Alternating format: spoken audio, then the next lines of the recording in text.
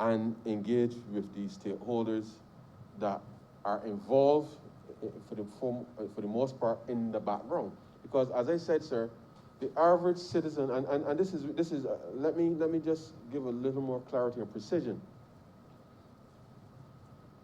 Cars, as we know it, sir, the strip cars that we all had, sir, have been in circulation now for the better part of almost 25 years, sir. And the reality is that there has been no upgrading, sir, if you like.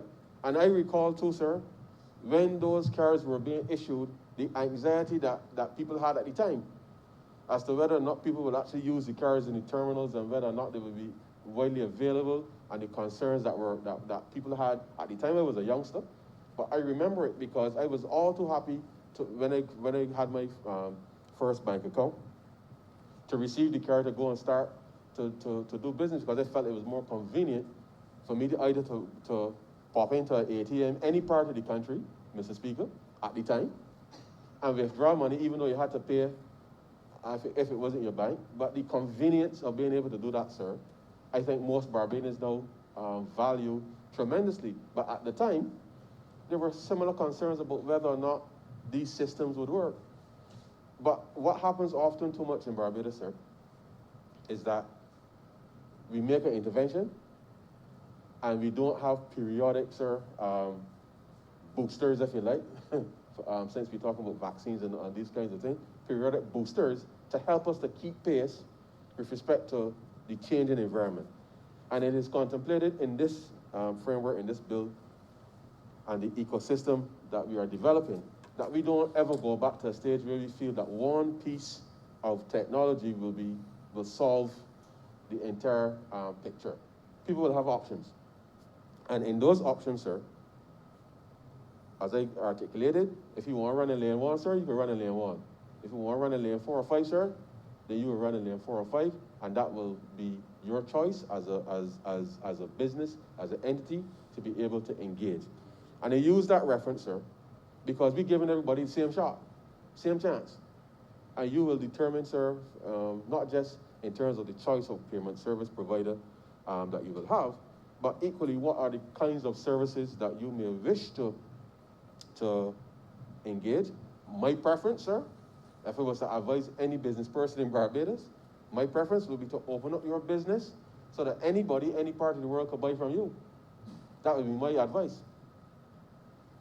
It means that you have to change some of your internal business processes to be able to facilitate that.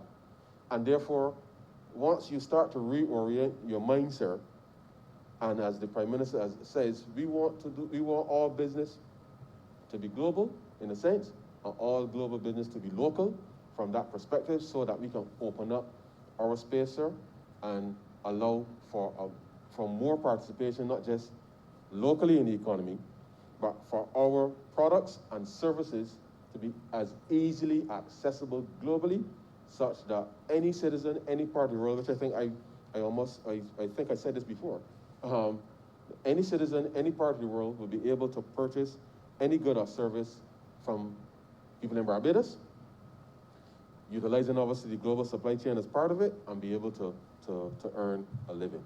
And so the notion that this bill has been rushed to the Parliament is something that when we started this journey in January of 2019, there was no contemplation or any dictates from the IMF or anything or any such entity, because you will, if the honourable member was paying attention to the Burt Monitoring Committee, he realized that this bill is not one of the structural benchmarks or reforms as part of the Burt plan. But it is critically important as part of the government's objective, as are a number of other reforms that are important, to be able to transform the economy. Because you can't identify every single thing in the document that is required for transformation. So we've got on with the business, sir, of signaling to all the financial players what is required of them currently, equally signaling to all others through this process that this is the kind of payment ecosystem that Barbados wants for its citizens.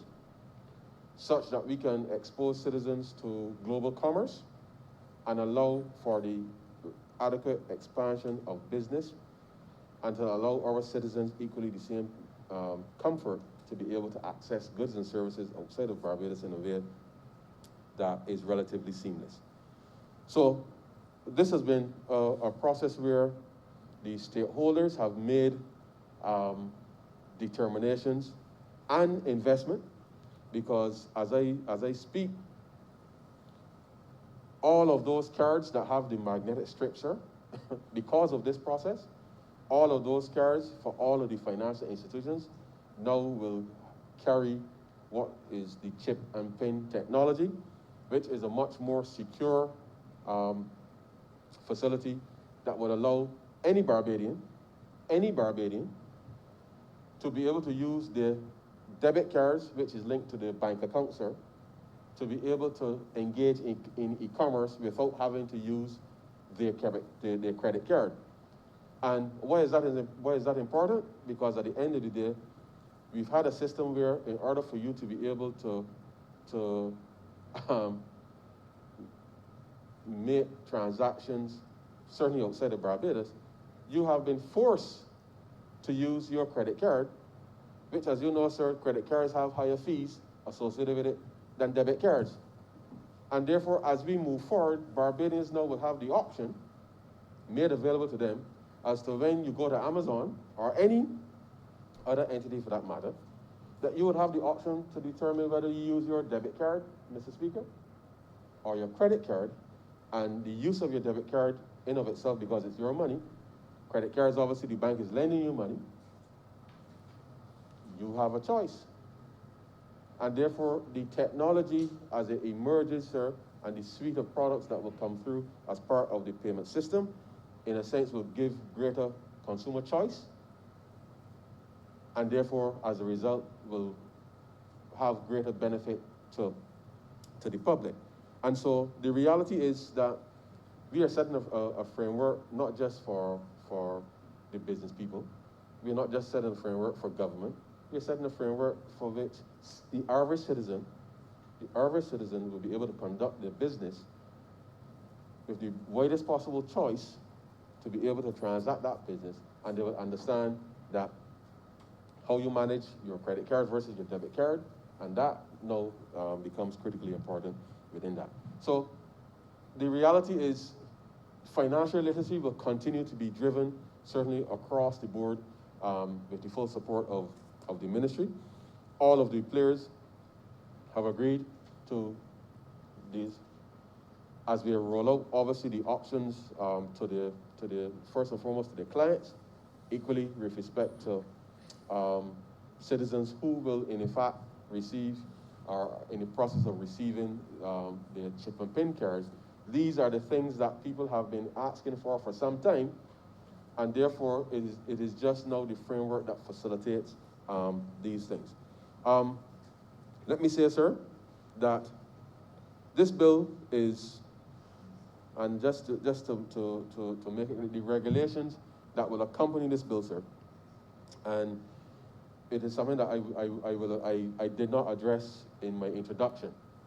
The reality is that mobile payments and those other types of technologies, digital currencies, assets, will be contemplated to be covered, obviously, in the regulations, such that the flexibility for any new technologies that are come on stream will be managed within the context of the regulations. Why is this important, sir?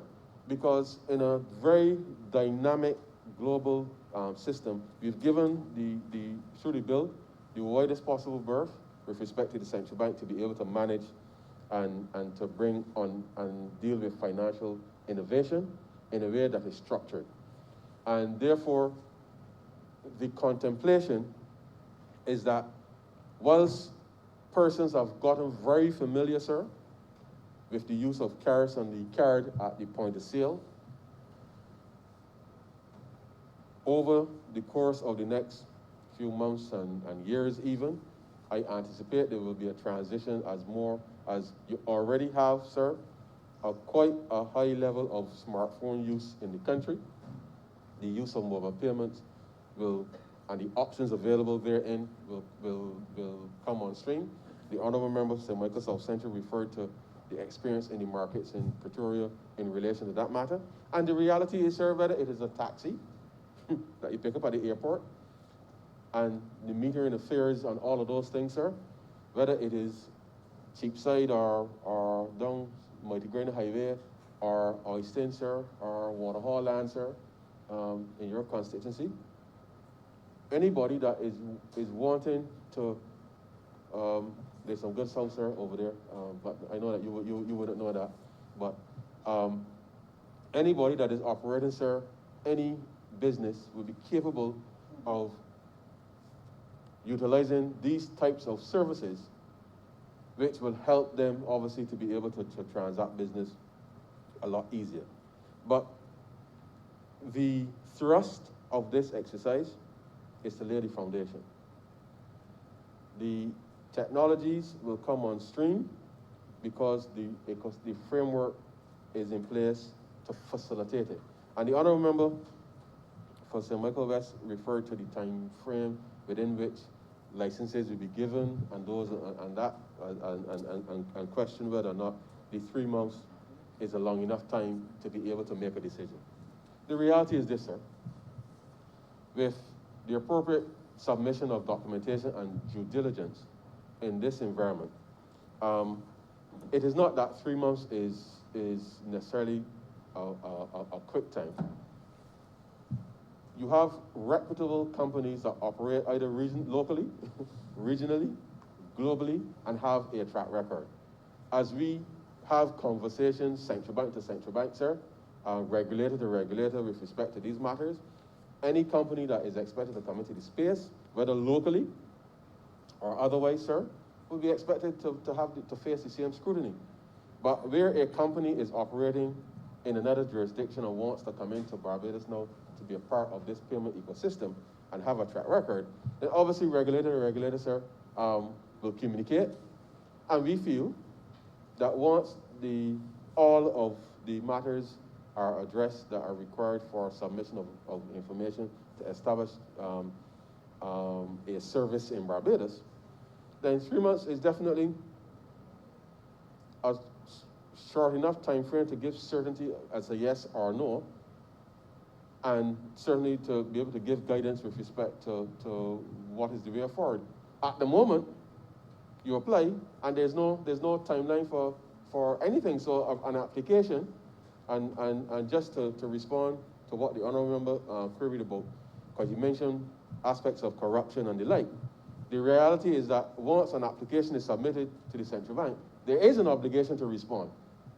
And therefore, you don't use whatever systems he thinks exists where the file or the application may end up in a drawer, and there's no obligation to respond because of some nefarious activity that he believes may exist. So therefore, by stipulating a time frame, not that you want to take every day of the 3 months to respond, but the point is there is a time frame within which there must be a response to the applicant. And why is that important? Because as we look to open up and do business, we need to give greater certainty with respect to not just responses, but to keep everybody on track with respect to the decision-making process.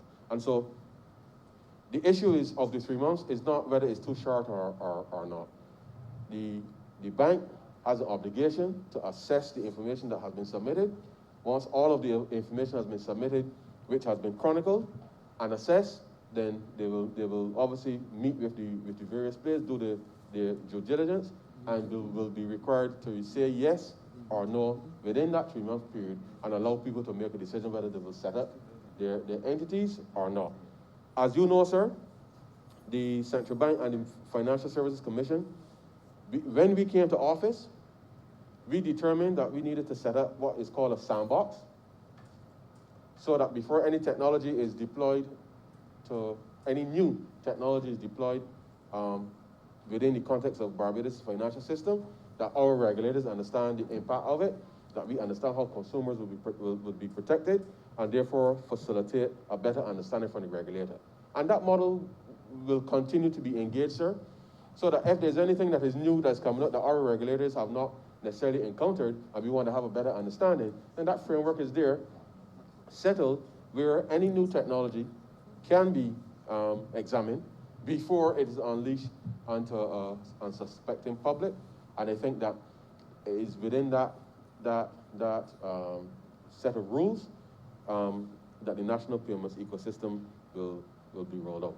But the truth is, sir, I really am excited because, as I said, we are doing the other bill, sir, in relation to the digital ID. And to the extent, sir, that there are persons in this country today who don't have bank accounts, and it is their right not to have a bank account if they so desire. But equally, sir, within the context of the digital ID, there will be a functionality within the digital ID that contemplates, sir, the creation of what effectively would be a digitization of the currency. So the cash that you have in your pocket that you're keeping at home, sir, that you, for whatever reason, you don't wish to have a bank, credit union account, or anything, we will be capable, if you so desire, sir, of being able to have a form of a digital account that is not linked necessarily to your bank account, but it's the same way that you digitize, in a real sense, the cash that you have in your pocket. So that functionality is there. It's almost like an e-wallet, sir. So you got cash in your wallet. That wallet now becomes digital. That is contemplated under the new regulations. And therefore, inclusion is contemplated under that, which can be facilitated as part of the process. And why is this important? Because as government wants to equally, sir, as I said, dispense benefits to citizens, then it makes it easier for us to do that through that process or into your bank account or any other payment structure that you may wish to engage as a citizen. But the notion of an e-wallet, sir, is critically important so that persons can, the same way that you walk into, because to be honest, sir, obviously legal tender is legal tender. Full stop. Barbados dollars will continue to be legal tender of the realm. And therefore, as we move forward and contemplate how we are going to address these issues going forward, even in a digitalized environment, that the notion on the use of the ID as a potential e-wallet is contemplated, and citizens will have options, sir. Citizens will have options. And therefore, whether it is your pension, sir, you would just simply, if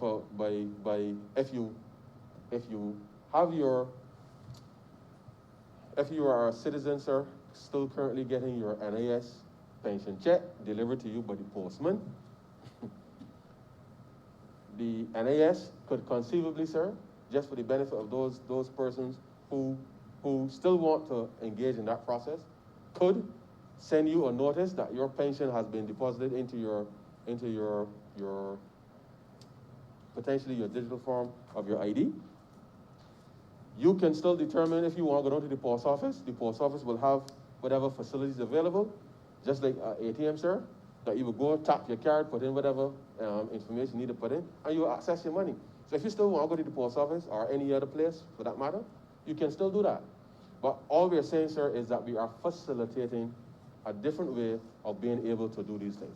But it is up to citizens, sir, for us to walk citizens through what these changes will be like. And the truth is, sir, the pensioners can still congregate well, obviously once COVID passes, they can still congregate at the post office if they want, but for a different reason. They can still congregate or go to some other place of the gathering on pension day, which I believe is much more better use of their time to be able to so do. So we are trying to respond in ways that does not disturb people socially, if you like, but it will require, obviously, engagement with respect to being able to do that. But these are the things, sir, that are contemplated. And therefore, the options and the options available to citizens, we are ensuring that these things are possible, number one, and that persons understand that you can do things differently, but and still have the same impact. And so, I am excited for a whole number of reasons, because this bill and the one that we're contemplating doing this afternoon, I fundamentally believe goes hand in hand with respect to not just a response to COVID, but it really is a transformational element in the way that we do things in the country. And it offers protection for all of the consumers, offers protection for vendors, offers protection for those in the ecosystem that operate, and allows for greater certainty with respect to a number of these matters. And so, sir, I understand that this is one step in a journey that would require all stakeholders, all participants to agree that rather than do this and leave this for 25 years, I'm stating is certainly the government's policy to have a clear review every 3 to 5 years of what is required to keep Barbados in the game. Because we should never resort to a state where 20, 25 years has passed and we have not made enough adjustments to keep ourselves relevant, not just to our citizens, but equally as we engage globally. And so it is certainly the government's intention to keep the change as constant as it needs to be for us to stay on top of the issues that are not just affecting the citizens in Barbados and the businesses in Barbados, but that we are repositioning Barbados, sir, repositioning Barbados to not just be the leading state in the Caribbean, but we have to aim to be the leading state in the hemisphere and be able to facilitate any business, whether small, whether large, whether domestic or foreign, that our business is global. And therefore, if we are going to stay true to that, then we have to be consistent with the transformation. We have to be consistent with the principles that we've set out, and that we bring along people on the journey that will not just deliver economic recovery, but that the economic growth will be sustained, and that in so doing, it means that whilst we are still a small, open, and vulnerable economy, that we would have built enough financial resilience within our processes, that we will build enough economic resilience by being able to effectively, sir, diversify the way that we do things in the country. So diversifying the economy means we have to look at the way that we engage not just locally, but externally. And therefore, when people talk about diversifying away from tourism and all these other nice things, this is part, sir, of the mechanism of that diversification. And therefore, I continue to urge Barbadians that this is not the end of the road. This is really just the beginning after a long hiatus, and therefore continue on the path of transformation. And if we commit to all doing that and be consistent with it, then I know that Barbados will not just recover, but we'll be able to achieve the objectives of the Barbados Economic Recovery and Transformation Program, COVID notwithstanding, and be able to give our citizens a better life, sir. With those three words, sir, I beg to move that this bill be read a second time. Question is that the bill be read a second time.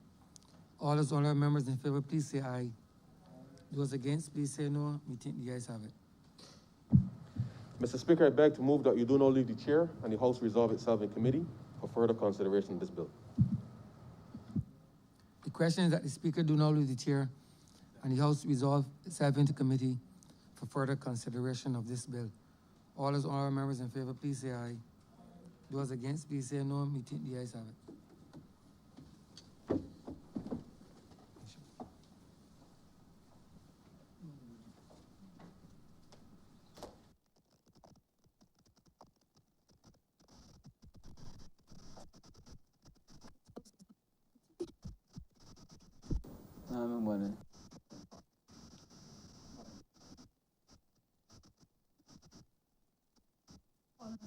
House is going committee.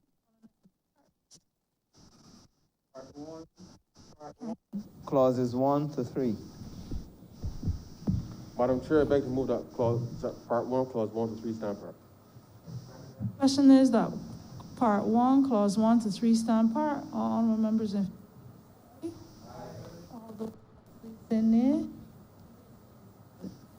Part 2, clauses 4 to 7.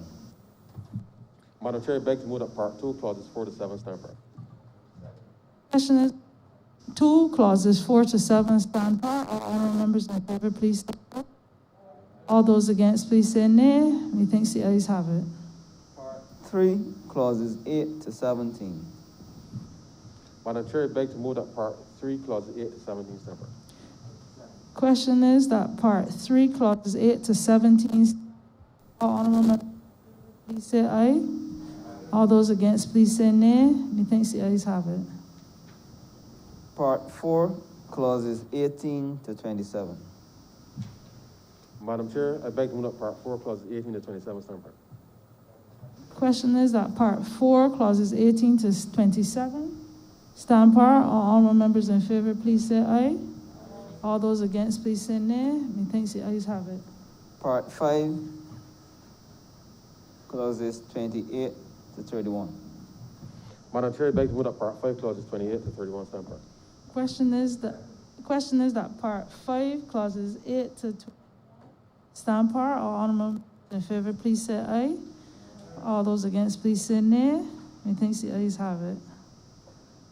Part 6, clauses 32 to 35. Madam Chair, I beg to move that part 6, clauses 32 to 35 stand part. Question is that part 6, clauses 32 to 35 stand part. All honorable members in favor, please say aye. All those against, please say nay. Methinks the ayes have it. Part 7, clauses 36 to 38. Madam Chair, I beg to move that part 7, clauses 36 to 38 stand part. Question is that part 7, clauses 36 to 38 stand part. All honorable members in favor, please say aye. All those against, please say nay. Methinks the ayes have it. Part 8, clauses 39 to 43. Madam Chair, I beg to move that part 8, clauses 39 to 43 stand part. Question is that part 8, clauses 38 to 43 stand 39 to 43 stand part. All honorable members in favor, please say aye. All those against, please say nay. Methinks the ayes have it. Part 9, clauses 44 to 49. Madam Chair, I beg to move that part 9, clauses 44 to 49 stand part.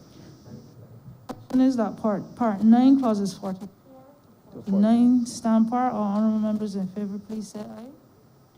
All those against, please say nay. Methinks the ayes have it. Part 10, clauses 50 and 51. Madam Chair, I beg to move that part 10, clauses 50 to 51 stand part. 50 to 51 stand part. All honorable members in favor, please say aye. All those against, please say nay. Methinks the ayes have it. Part 11, clauses 52 to 53. Madam Chair, I want to amend clause 53(1)(c) to delete the words "in the banking system."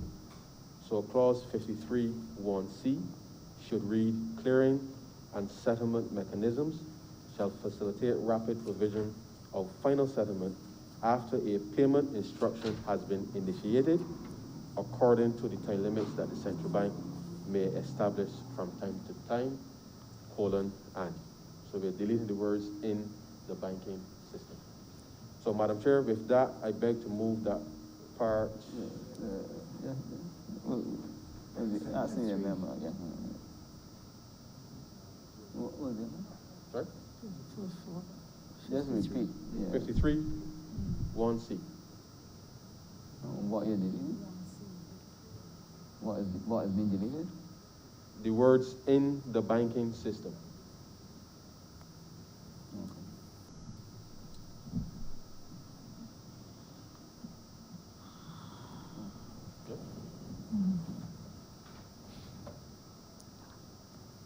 So, Madam Chair, I beg to move that part 11, clauses 52 to 53, stand part as amended. Question is that part 6, clauses 52 and Part 11. part 11, clauses 52 and 53 with amendment stand par. All honorable members in favor, please say aye. All those against, please say nay. Methinks the ayes have it. Part 12, clauses 54 to 57. Madam Chair, I beg to move that Part 12, clauses 54 to 57 stand par. Question is that Part 12, clauses 54 to 57 stand par. All honorable members in favor, please say aye. All those against, please say nay. Methinks the ayes have it. Part 13, clauses 58 to 63. 3. Madam Chair, I beg to move that Part 13, clauses 58 to 63 stand par. Question is that Part 13, clauses 58 to 63 stand par. All honorable members in favor, please say aye. All those against, please say nay. Methinks the ayes have it. The schedule. Madam Chair, I wish to have an amendment to the schedule. You will notice that 1G, there is actually the number 1 as opposed to the word 1 ONE. So I want to replace the numeral with the word 1 in clause 1G of the schedule. And so with that, Madam Chair, I beg to move that the schedule be the schedule to the bill as amended. Question is that the schedule be the schedule to the bill as amended. All honorable members in favor, please say aye. All those against, please say nay. Methinks the ayes have it.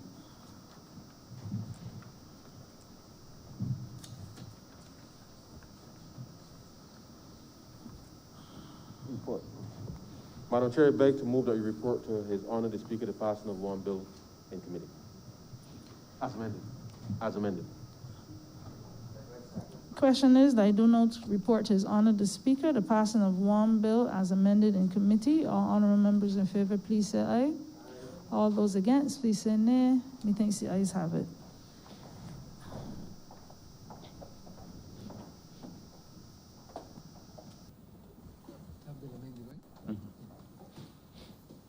The chairman of committee has reported one bill as amended passed in committee.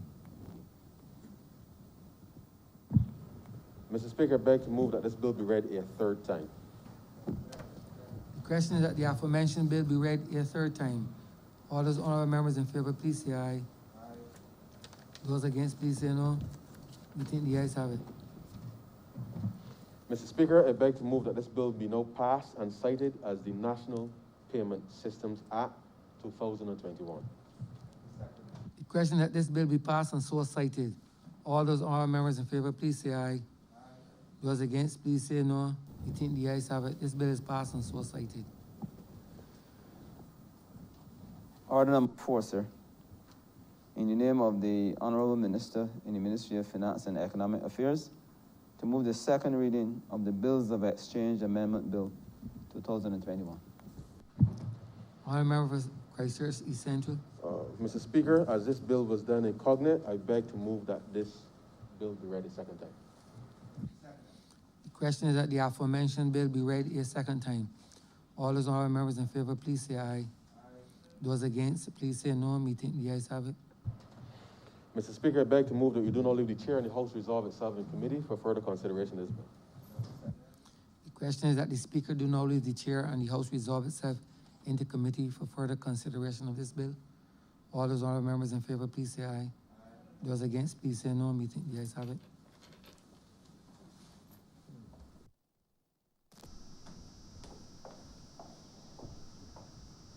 This House is now in committee. Clause 1. Madam Chair, I beg to move that clause 1 stand part.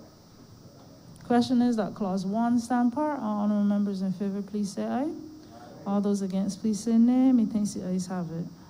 Clause 2. Madam Chair, I beg to move that clause 2 stand part.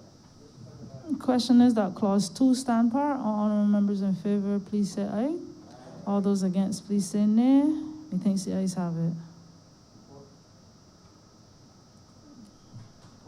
Madam Chair, I beg to move that you do no report to His Honor the Speaker the passing of one bill in committee.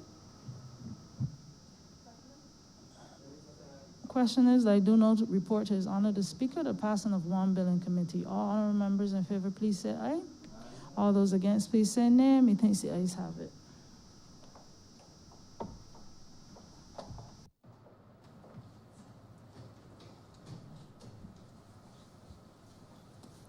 The Chairman of committees is reporting the passing of one bill in committee. Mr. Speaker, I beg to move that this bill be read a third time. The question is that the aforementioned bill be read a third time. All those honorable members in favor, please say aye. Those against, please say no. Me think the ayes have it. Mr. Speaker, I beg to move that this bill be now passed and cited as the Bills of Exchange Amendment Act 2021. Question is that this bill be passed and so cited. All those honorable members in favor, please say aye. Those against, please say no. Me think the ayes have it. This bill is passed and so cited. Honorable Leader of Government Business. Thank you, Mr. Speaker. I beg to move the suspension of the House until 2:15 p.m.